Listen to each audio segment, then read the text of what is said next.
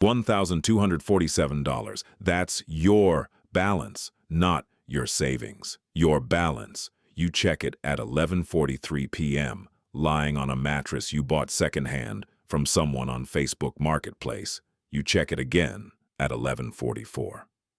The number doesn't change. You have $31,000 in student loans, $4,200 on a credit card, and a direct deposit that hits on Friday that is already spent. You are 23 years old. You are not behind. You tell yourself you are not behind, but every grocery run is a calculation. You put the olive oil back, you buy the store brand, you split a streaming password with someone you don't particularly like anymore, because canceling feels like losing ground. This is what zero feels like. Not dramatic, not cinematic, just a low, constant hum of arithmetic running underneath everything you do. You don't talk about money. Nobody does at this level, but everybody is doing the same math. You watch your bank app more than your messages. You know your account number by heart. You move $200 to savings and move it back 3 days later. This is the level where money is not a tool. Money is the air. Either you have enough, or you're already suffocating and you can't always tell which one it is. The first rule, at zero, your relationship with money is entirely emotional, and emotional decisions compound in the wrong direction. You get the raise, not a big one, $6,000 a year before tax. It lands as $387 extra per month. You felt rich for approximately one afternoon. Then the car needs $900 in brake pads and rotors. You learn that expenses expand to meet whatever space you make for them. You pay off the smallest card, $1,200. You screenshot the zero balance. You send it to nobody because nobody would understand why this screenshot means what it means to you, but it means everything. Because for the first time, a number moved in the right direction because of a decision you made. That's the beginning. You crossed $10,000 in savings for the first time. You're 26. You've never had 5 figures before, not once. You check the balance constantly for the first week. Not out of anxiety this time, out of disbelief. You don't do anything with it. You just let it sit there.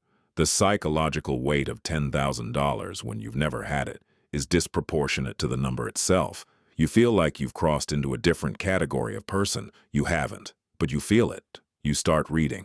Not self-help, not motivation, actual books about how money moves.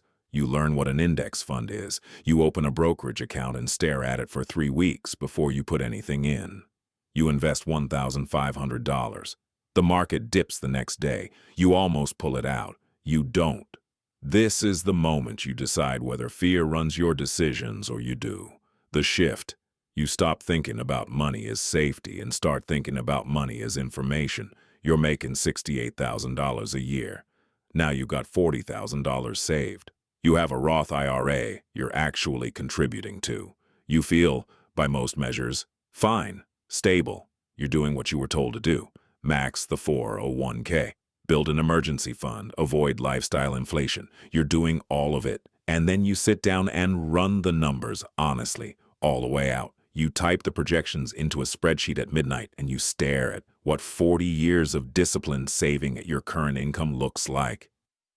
And something shifts in your chest because the number at the end is not what you thought it was. It's fine. It's enough. It is not what you want. This is the competence plateau. You are good at surviving. You are not yet good at building. The second rule, salary is a ceiling dressed up as a floor. The moment you see it clearly, you cannot unsee it. You start a side project. You don't call it a business. It's just a thing you do on weekends that makes $400 a month, then $900, then $1,700. You don't tell your employer. You don't tell most people. You reinvest everything back into it for 14 months. You eat the same lunches. You don't upgrade anything. Your net worth crosses $80,000, then $110,000. You start feeling the gap between where you are and where a salary alone would have taken you. The gap is where the leverage lives.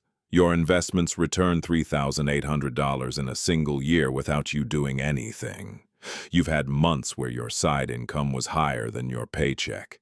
You know what an asset is now, not theoretically. Physically, something you built or bought that earns while you sleep. Your relationship with time changes. You start measuring hours differently.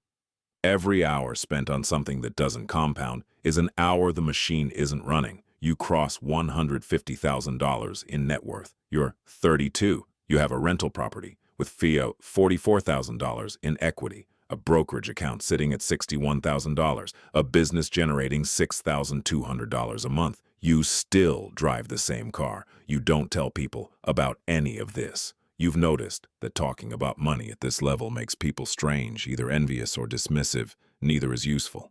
You start saying no to things that used to be automatic yeses. A destination wedding you can't afford without liquidating something.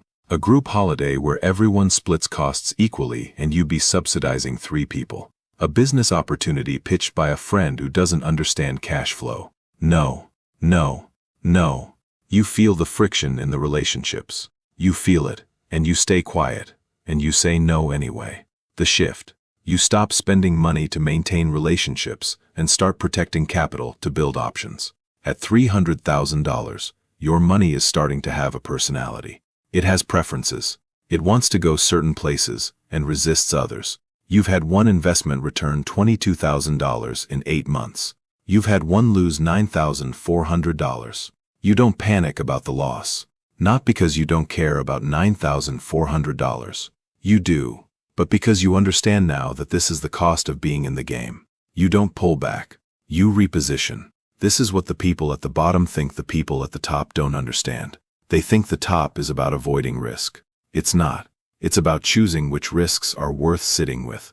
The third rule, below $500,000, you are still buying assets. Above it, assets start buying each other. You are close. You can feel it the way you feel a room before you walk into it. $670,000. $810,000. You've restructured the business twice, brought on a partner, exited one investment, and rolled the proceeds into something bigger. You are 36. Your net worth is $920,000. You stop sleeping as well as you used to. Not from stress, from intensity. You're running scenarios in the shower. You're sending emails at 5:30 a.m. to people in different time zones. You turned down a job offer that would have paid $210,000 a year in salary. Your parents don't understand. You don't explain it fully. You tell them it didn't feel right. That's partially true. Then it happens. A Tuesday. Nothing ceremonial about it. Your brokerage updates, and the number is $1,400,000. You sit with it for a moment. You thought you'd feel different. You thought there'd be something. There's a quiet satisfaction. And then almost immediately, it's not enough. Not in a frantic way. In a clear, practical way. $1 million at a 4% return is $40,000 a year. That's not freedom. That's a starting point. The identity crisis isn't that you're not happy. It's that happiness was never the point, and you're only just admitting that to yourself. The shift. The millionaire arrives and realizes the milestone was never the destination. It was the proof of concept. You stop going to events you used to attend to feel connected to something. The startup meetups, the finance seminars,